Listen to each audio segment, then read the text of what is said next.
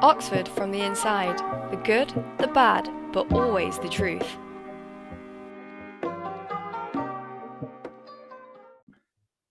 Hey guys, welcome to Oxford from the Inside, the good, the bad, but always the truth. Today we're joined by Jamie. Would you like to introduce yourself, Jamie? Hi, I'm Jamie. I'm going into third year studying philosophy and linguistics, which is PPL at Jesus College, Oxford. Nice. Today we're going to be talking about what is PPL, what is the degree of PPL. So to start it off, roughly, what is PPL, Jamie? Yeah, so PPL is actually 3 degrees rolled into one. So it stands for psychology, philosophy, and linguistics. But when you apply to study 2. So I applied to study philosophy and linguistics, hence I studied that. But you could also study philosophy and psychology or psychology and linguistics. And so it's a 3-year degree, and it's kind of a cross between science and humanities, because philosophy is a humanity, but linguistics and psychology are on the sciencey side, but do include some essay writing and some sort of humanities skills. You actually do have the option to take up all 3. That is an option after first year if you want, but that's not guaranteed. It's kind of down to the college's discretion. Some colleges won't allow it, and it's also dependent on good grades, etc. Oh wow, I've learned so much already that I didn't know about PPL. Out of curiosity, what made you choose philosophy and linguistics? Sure. So I mean, for me, for a start, I don't think I would have been able to apply for a psychology course. I did not study maths or any sciences at A level, which is kind of recommended if you want to study psychology. But for me, I was just personally more interested. I always knew I wanted to study philosophy kind of for like 4 or 5 years before I was applying. And then I came across linguistics, I think at like halfway through year 11. So like one of the sixth formers said, "Oh, you should read this book. It's really interesting. You will like it." It's a book called The Language Instinct by Steven Pinker. Really, really interesting. A great overview of linguistics if anyone wants to learn a little bit more about it. I read it, thought, this is fascinating. How could I not want to study this? I love language. And it's kind of the perfect thing for me because it incorporates a little bit of psychology without having needed that maths or that science, which I didn't have. Wow, nice. That sounds really interesting. Well, so you said that if I might have misheard you that you wanted to study philosophy for about 4 or 5 years. What made you Yeah. want to study philosophy? Yeah, I guess at school we all had to do religious studies, and then my school, I was really lucky. I just got a really good teacher. I think it was in year 8 or 9, year 9 actually, and they were really into philosophy themselves. So every time we would study it, they'd kind of push into like philosophical questions. So like philosophy of religion and a bit of ethics and that sort of thing. I just loved it. I found it so fascinating, and that was kind of when I was like, okay, I know I want to do philosophy. Certainly to A level. And then by the time I was doing A level, I was like, yeah, okay, this is definitely for me. I was reading a lot as well. Nice. So tell me about what it's like studying philosophy at Oxford. Sure. So I'd say that studying philosophy at Oxford is just fantastic because Oxford is probably it's certainly one of the best places, if not the best place to study philosophy in the UK. It's got the biggest faculty. It's got so many specialisms, and it's absolutely fantastic. It has I'd say it's got a very strong focus on what's called analytic philosophy. So certainly about 50, 60 years ago, there was a very clear divide in philosophy between what's called analytic and continental. So the analytic tradition was Anglo-American, Britain and America, and it was a lot more theoretical and kind of it really penetrated in depth, and its focus was on clarity. Continental philosophy is probably more what people think when they hear philosophy if they've not studied it. It's your Nietzsche, your Hegel, your Sartre, for example. Those kind of tend to fall under those categories. nowadays the divide is much less clear, but ultimately you can't study those sorts of philosophers in a great depth at Oxford. There's one module you can take called continental philosophy, but we tend to focus on one side. So that's really important to know, I'd say, if you're like really interested in the kind of continental side, then you probably don't want to come study at Oxford, quite frankly, because that's just not what we're about. But we're really interested in a lot of Anglo-American stuff, which includes people like, historically, it includes a lot of ancient Greek philosophy, people like Descartes, Hobbes, Kant.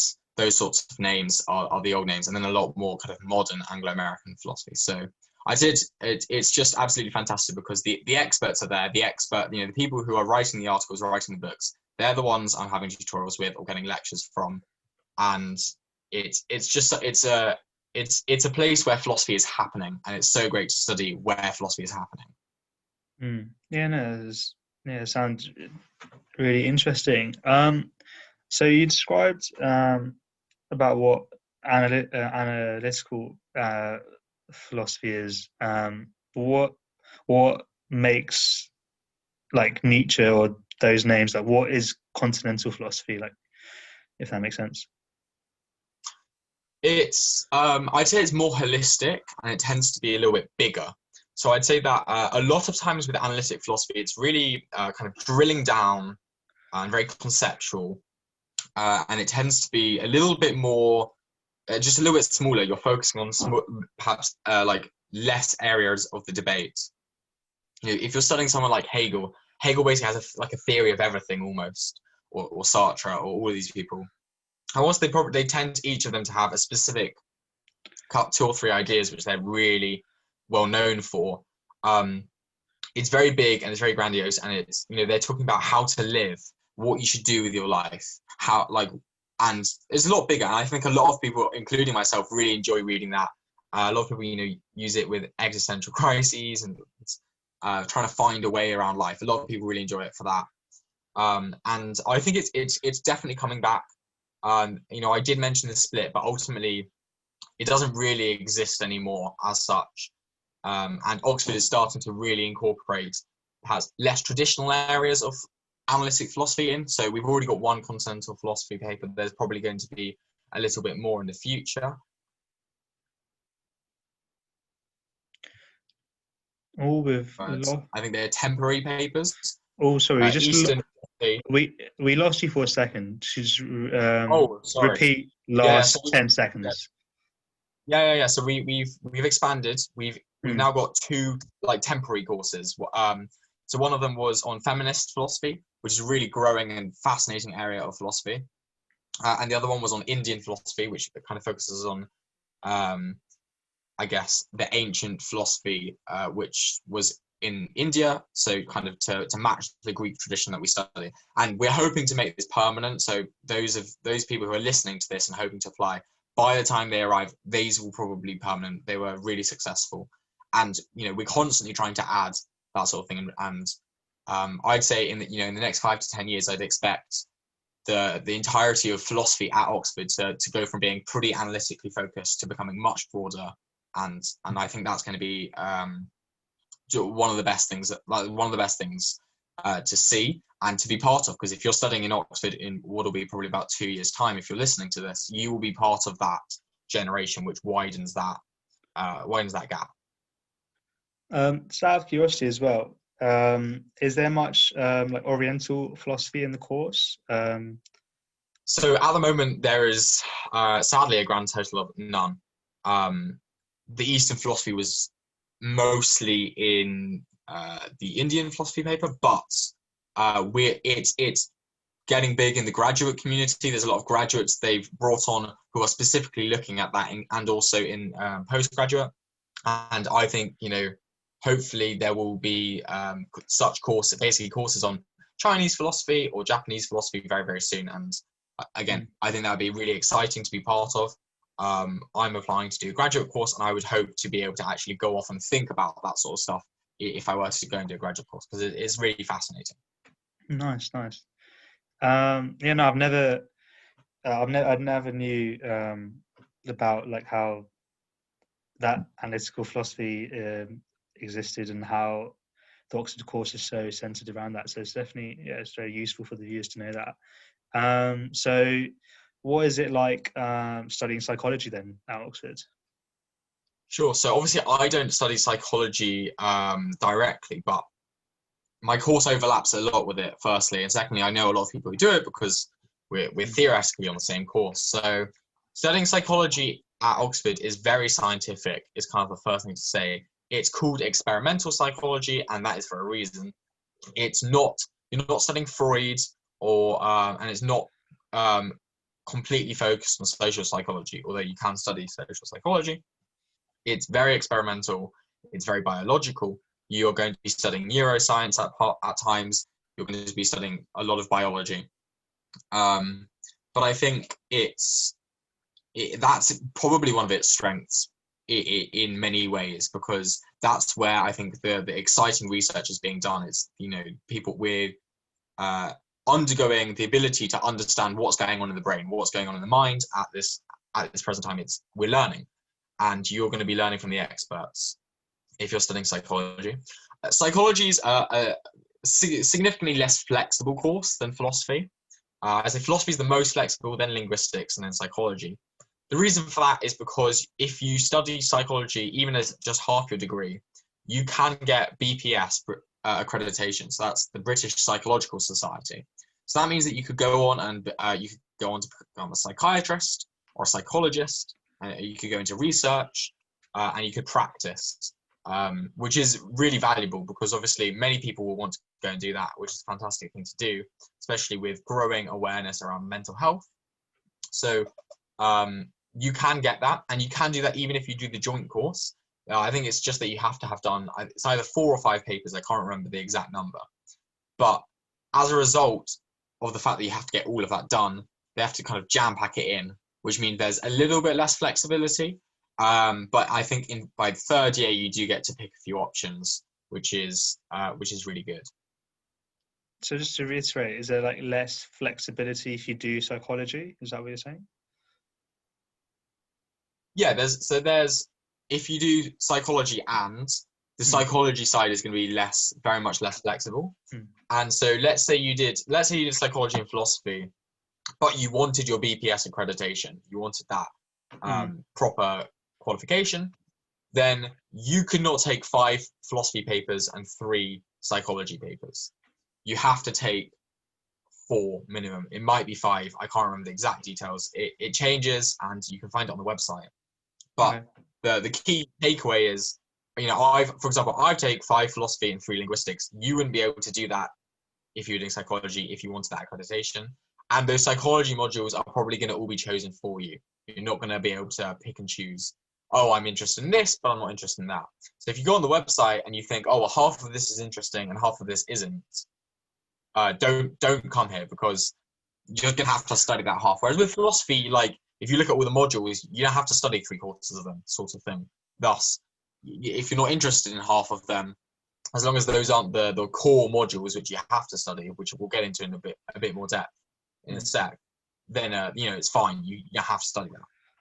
Nice. Yeah, it's, again, very useful information. So lastly, how about, what is it like studying linguistics at Oxford?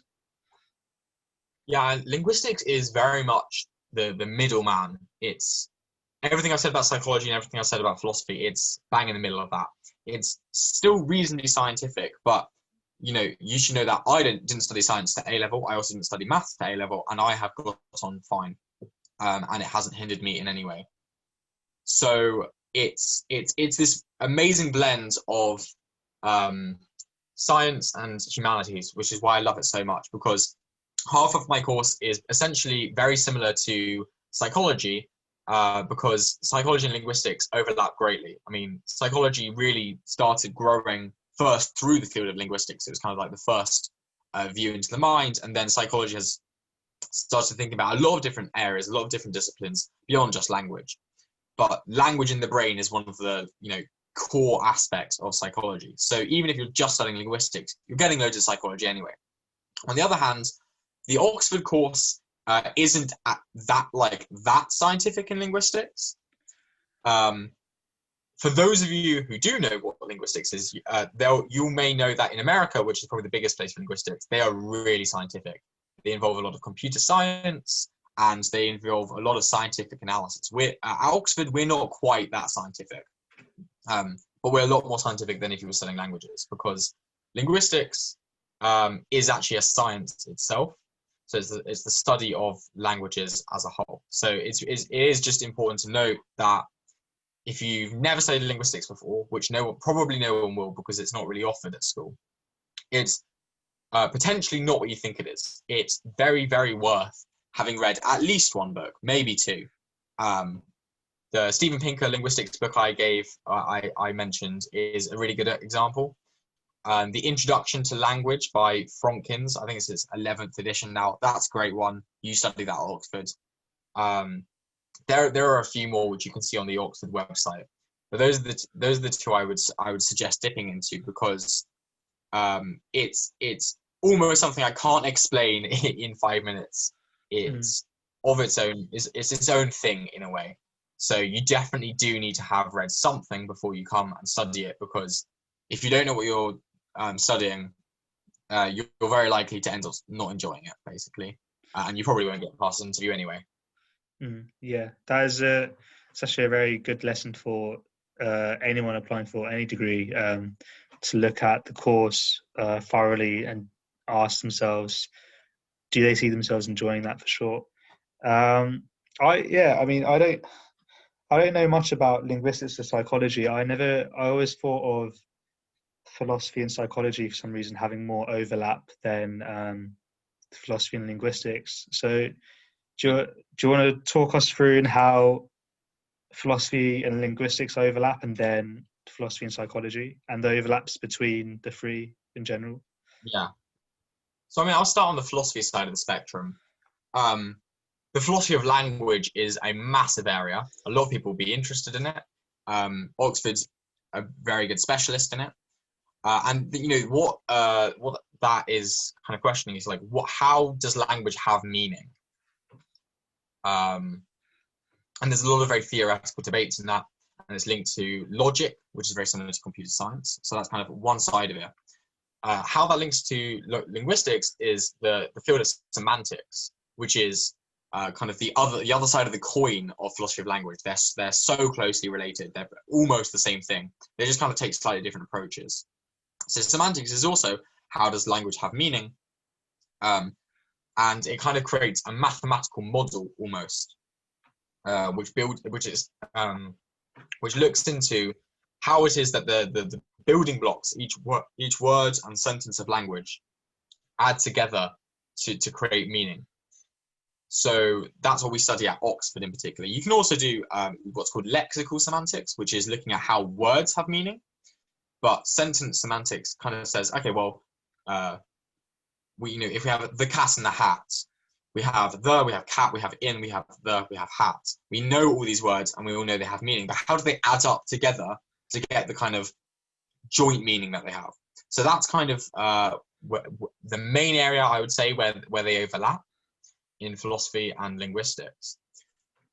But then with linguistics and psychology, it's very obvious, really. It's how does language work in the brain?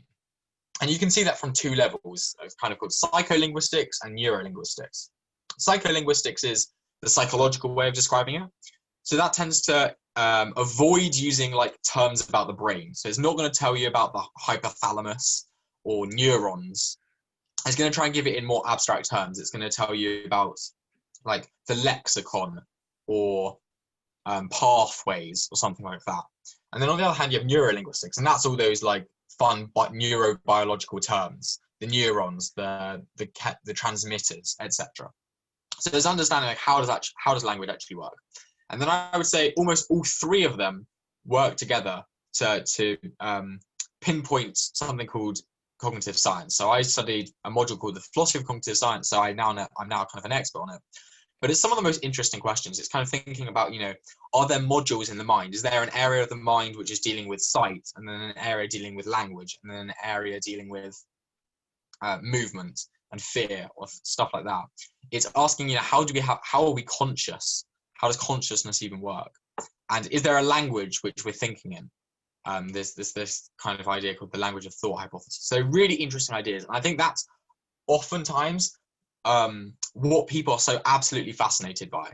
Those are the big questions which drive people to study any of these three subjects. And that's what's so fascinating about this course, is it is the course that brings it all together. So you can not only study it from all angles, but you're really going to hit the core of these questions. I think if you study them alone, or if you study PPE, or you don't study this combination, you're not going to get to the core of those sorts of really fascinating questions. And that's really what's so great about it, is that it hits the overlap at the core. And that makes it so interesting, as well as the fact that you're studying it kind of from different angles with different perspectives. Wow, that's quite it is very interesting how they all overlap so much with each other. And I mean, so I just recently talked to someone about what is PPE, and his argument for philosophy being the underlying of all disciplines. But it sounds quite interesting how even philosophy can be seen to be broken down further with linguistics and psychology, like depending on, I guess, like what questions you're asking, and then what do they actually mean, using linguistics for that. It sounds. I would entirely agree with your friend doing PPE. I mean, I think the philosophy of cognitive science, the module I took, was basically saying what are the foundations of psychology and linguistics. And actually, in our linguistics degree, the only module that everyone has to take is called Paper A currently. It's going to undergo a little bit of change, so it will be different to what I have studied.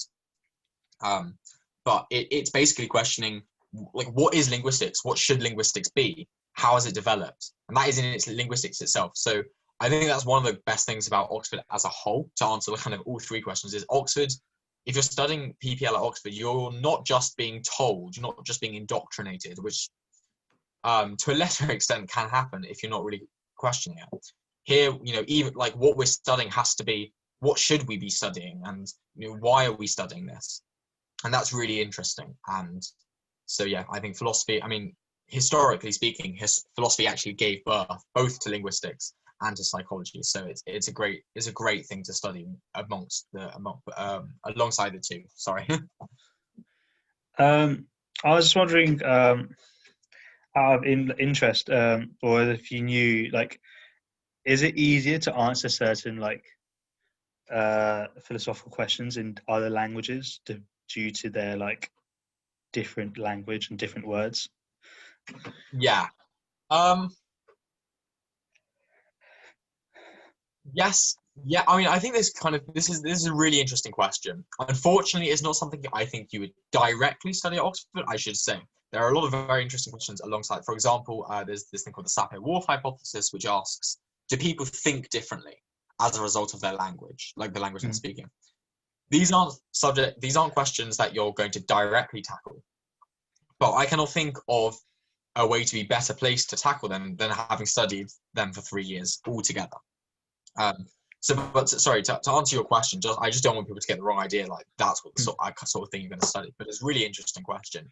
I think the answer is, yeah, in a way. I mean, if you look at some, especially continental philosophers, but even some philosophers like Kant, they are known for having really difficult terminology because the ideas they're trying to express are literally completely brand new. If any of you have ever come across Heidegger, who's a philosopher from sort of 1920 to 1950-ish, he did go on a little bit later as well. He is well known for having absolutely ridiculous language. Some of his expressions are sort of something like being in the world. That's a single word, and he would just use these, and they were German terms because he just. And there are even crazier ones. That's just like one of his main ones. They're just absurd because he just didn't know how to express his language otherwise. And it's extremely difficult to study someone like Heidegger, even Kant, if you're not studying the German. At undergrad you can, but you'd have to, kind of pay special attention to kind of the notes at the bottom of good text saying, oh, he used this word or this word and what it means. And I think what that tells us is what language is being used really matters, because every word you use comes with connotations. It comes with a history behind it, and you're kind of you're forced to have that meaning attached to it, which you might not want. That's why a lot of philosophers use these ridiculous words, because they were like, no, I want new meaning. And I think sometimes there are just words, like Schadenfreude, which is the pleasure of watching others suffer in German. That's what it means. That those are the sort of words which they're just untranslatable, and a lot of untranslatable words. And I think, if you're trying to talk about different things or in different traditions, it can be a lot easier if you speak the language. But fundamentally, I think every language is capable of doing philosophy to the same level. But communicative issues can arise if you're not using the same language as your contemporaries or the people you're studying. No, yes, very much sold on that point. Makes a lot of sense, and it's very interesting as well.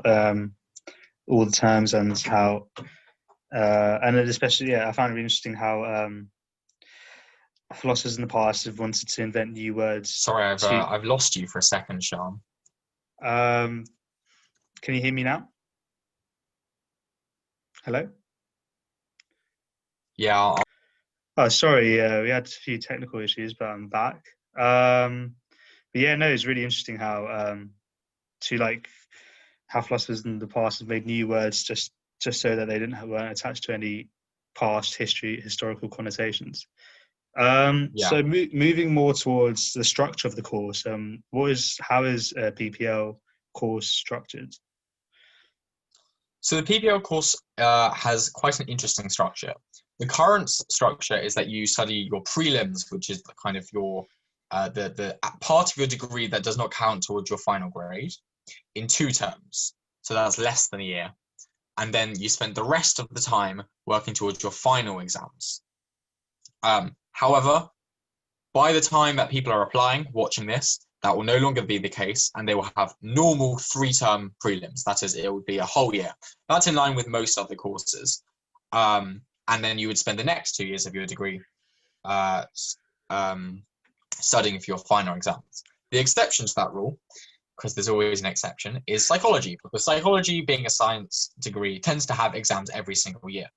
So the current situation is that at the start of the final term of your second year, you would have a set of exams, which I wouldn't sit because I don't study psychology, but all psychology students sit it. So if you were studying philosophy and psychology, you would not sit philosophy exams in second year, but you would sit psychology exams in second year, and those do count towards your final grade.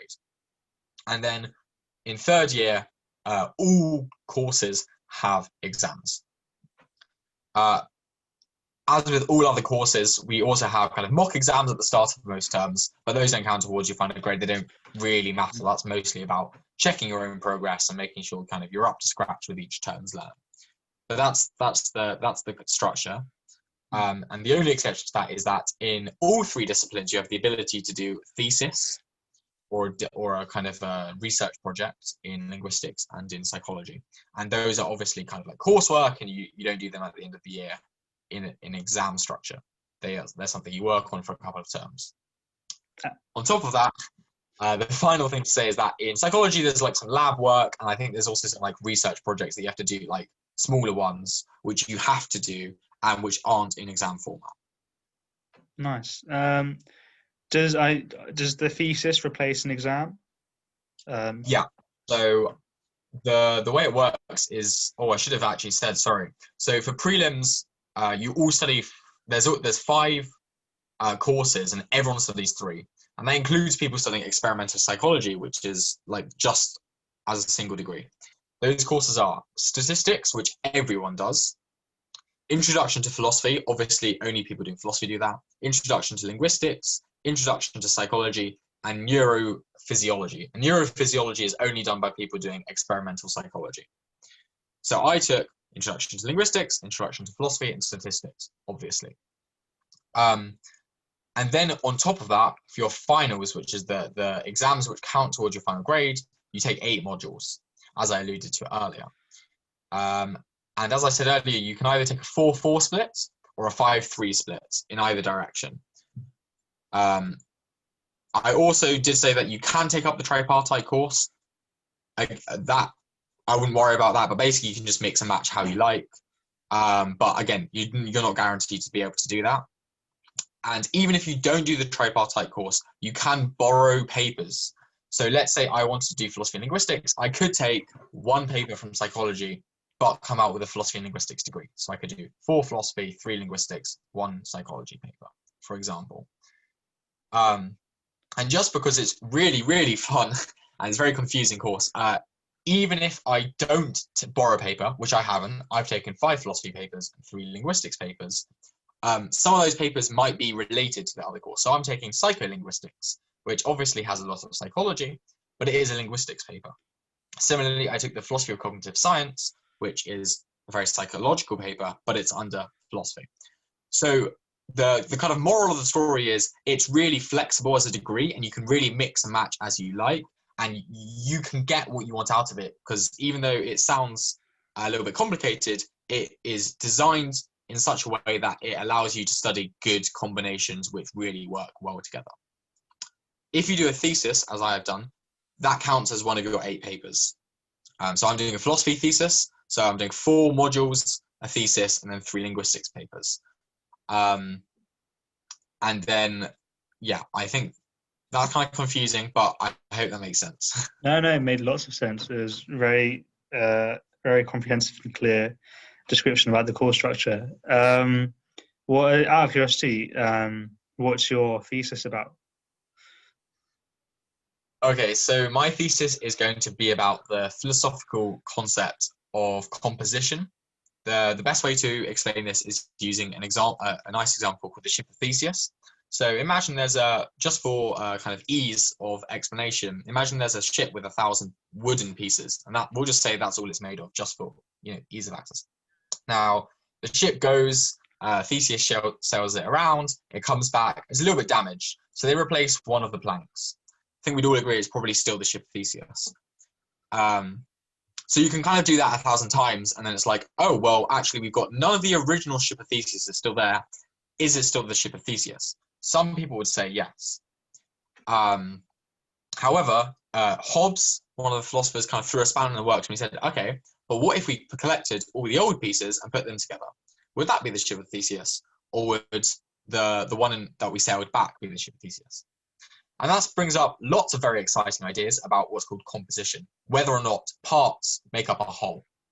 And I'm going to be writing about that. I won't explain the entire thing because it's quite complex, but I'm going to be writing on that topic. That sounds really interesting, especially the example. I don't even know what to think. I think most people won't rush to an answer for sure. Yes. Very interesting. So the next question, more about the course structure. What are the work hours like, and do they vary year after year? Yeah, so they vary year after year, and they also vary between the courses. Giving this answer is, I kind of purposefully kind of ensured that we've mentioned this because there's basically no answer in a way because how different the course can be depending on what modules you take, what pairing you take, how much you're being set, etc. Which term you're in. It's almost impossible to answer, but I will give it a shot. In my first term, I had about 13 contact hours. So I think that was 4 or 5 hours of tutorial and 6 or 7 hours of lectures. So it was 12 or 13 hours it worked out to a week. In my second term, it was pretty similar. And then my third term, it dropped off to like 4 hours a week, which was 2 hours of tutorials and 2 hours of lectures. And it's been around that most of this year. Most of my second year, I should say. So in my second year, I had kind of like 5 or 6 hours, which in both my first and second terms, which was about 1 or 2 hours of tutorials, 3 or 4 hours of lectures. And then in the term just gone, Trinity term, which we did remotely, I actually only had 2 contact hours, which were both tutorials and no lectures. So it really varies, is my point. I've had 2 hours, I've had 13 hours, And yeah, it's just pretty crazy in that way. The reason I kind of continuously went down is because I really took a very humanities heavy approach. Even in choosing philosophy and linguistics, you can tell I'm more on the humanities side. And then I chose to avoid lab work and practicals, and I chose to basically to be writing essays. So it really depends, depending like based on what you're studying. Psychology tends to be more hours because you're doing labs for one thing, and secondly because they have a lot of lectures, as sciences tend to do. And I'd say linguistics is in the middle, and then philosophy is the lowest hours because you're spending most of your time just doing independent reading. The key to basically acknowledge is that kind of no matter how many contact hours you have, you're doing the same overall amount of hours because you're just making up for it in independent work. For me, that's mostly reading, making notes, and essay writing. So I would spend normally about 38, 40 hours a week reading and writing, and then 2 hours at tutorials, and maybe 2 or 3 hours or something like that at lectures. Nice. So what would you say is your favorite thing about the course, and do you have any favorite modules as well?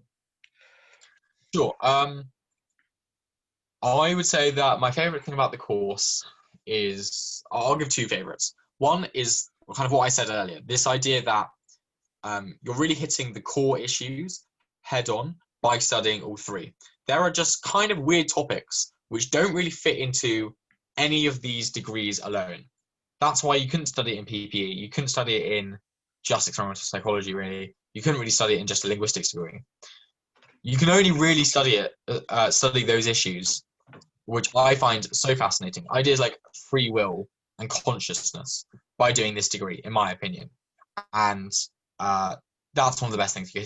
These interesting things, I'm tackling them head on. The second thing is the flexibility and the kind of the variation in my degree. I've studied so many different things. I've done statistics, which was really fascinating. I thought I was going to hate it. It was really interesting and helped me understand the world.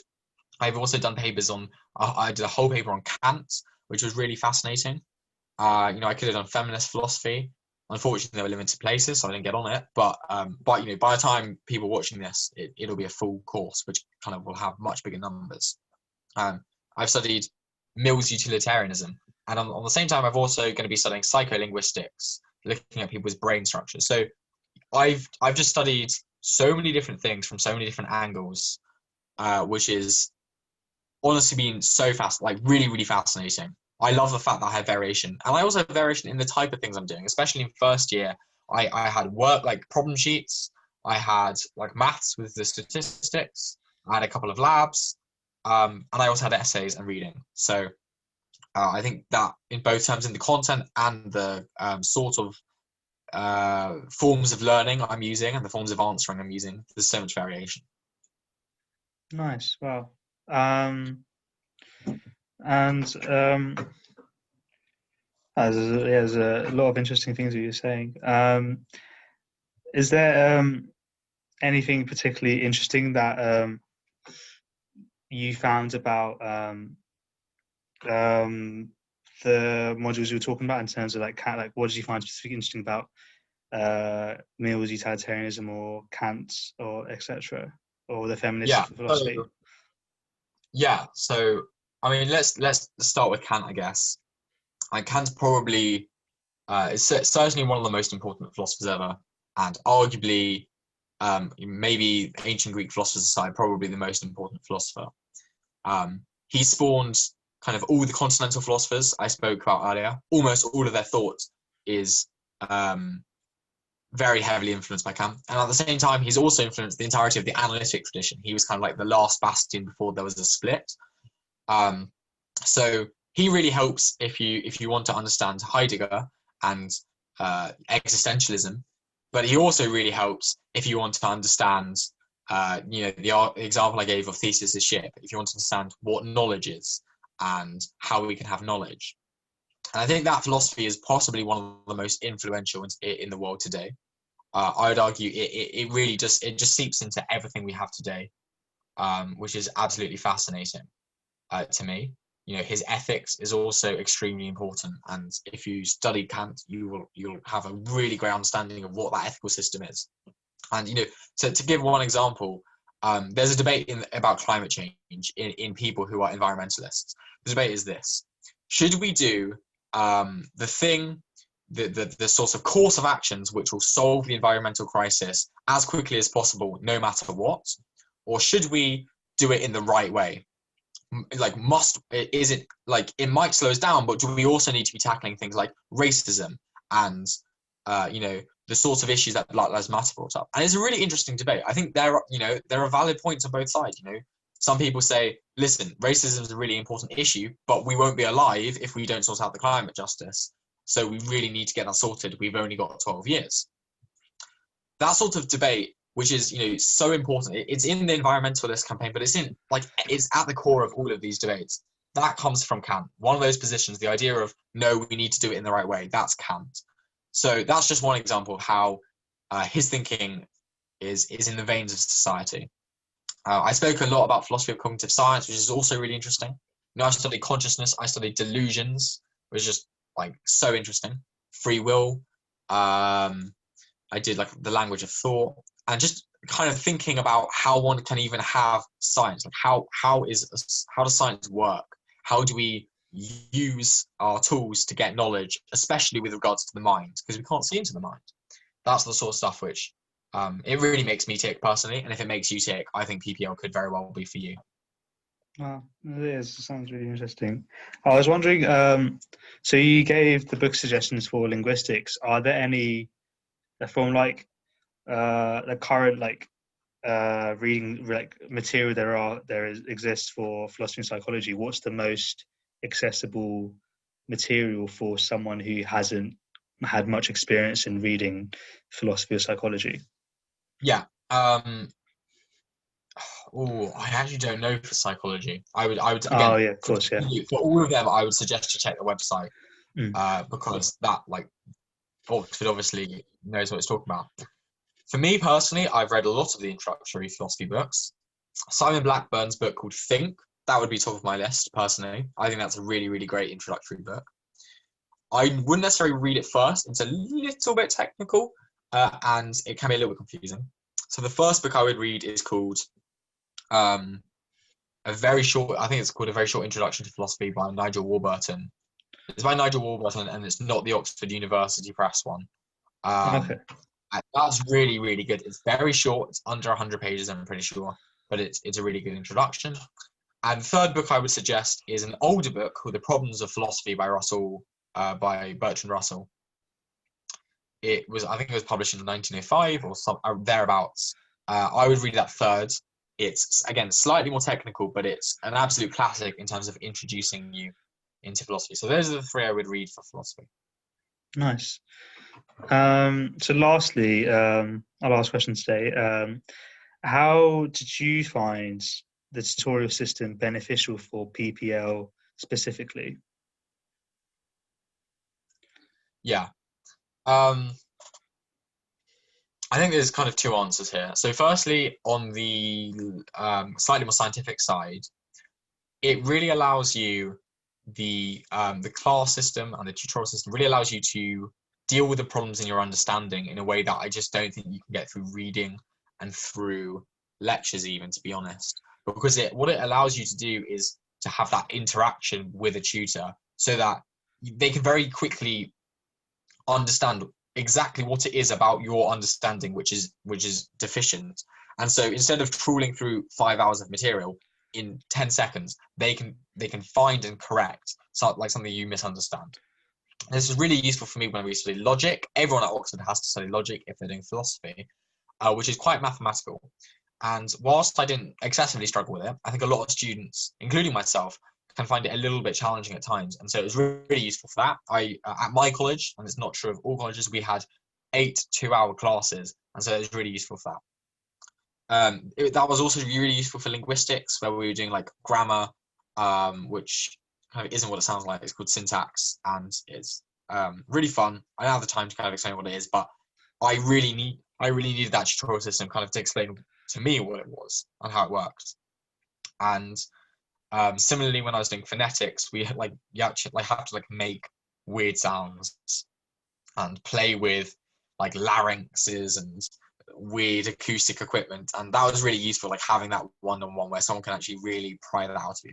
On the other hand, I would say in philosophy, it's a dialogue. You know, if you've ever read any Plato, if you've ever read you know, Descartes, they will always say it's a discourse, it's a dialogue. It needs to be interactive. And if it's a lecture or reading, it's almost a one-way street. So I don't really think you can do philosophy maximally or optimally without having that ability to discuss, to debate. And normally we'd have a tutorial partner. So you get to debate with your partner and with your professor who's an expert. And that really helps sharpen your philosophical clarity, your argumentative strength. And I think that's probably the most valuable thing I've got from the tutorial system, is that ability to interact. And it helps you develop your own ideas. You're not being indoctrinated. You're not being told this is what Aristotle thought, or this is the right answer to Theseus's ship's problem. You can say, no, this is what I think, and have that debate. And that really helps shape your thinking, but also develop your thinking. Wow. No, yeah, it sounds very interesting, very useful as well, to be able to talk to someone like an expert that can actually like clear up, like spot how your arguments are invalid, and I guess over time conversing with them will improve your arguments, and yeah, and all the other things you said about how useful the tutorial system. I mean, I personally, for my degree, very different chemistry, obviously, but the tutorial system certainly saves me on the being able to clear up any misunderstandings with a world-leading expert is a very, very valuable resource. But unfortunately, as interesting as this is, it's all that we've got time for today.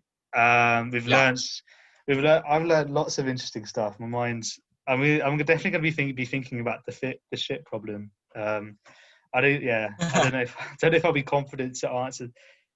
Yeah, I don't know. I mean, my instinct says the first ship is still the ship, but I don't know. I'll have to think about it. That's what Fascinating. What you can watch YouTube videos or lectures online for free if you're interested, or you can hit me up if you want. But I should say, there are, obviously I've spoken from a perspective which hasn't fully understood psychology as a course at Oxford because I don't study it.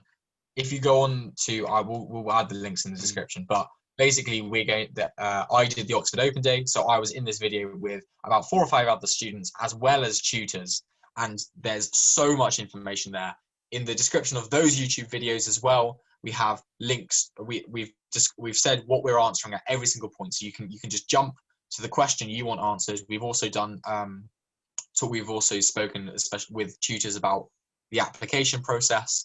So that, that's from Oxford officially. It gives you so much more information as well. It gives you more perspectives. I really recommend checking that out. We'll add those links, and they can be really useful if you want to know more. Yeah, especially for anyone looking to apply for PPL, wanting to find more information about the course. I'll definitely check that out too. So thank you for the viewers for watching. If you don't follow us on Instagram, it's at Oxford from the Inside.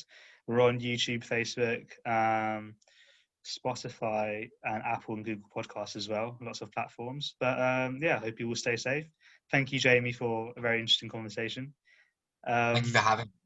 I know, don't be silly. And we'll see you guys next time.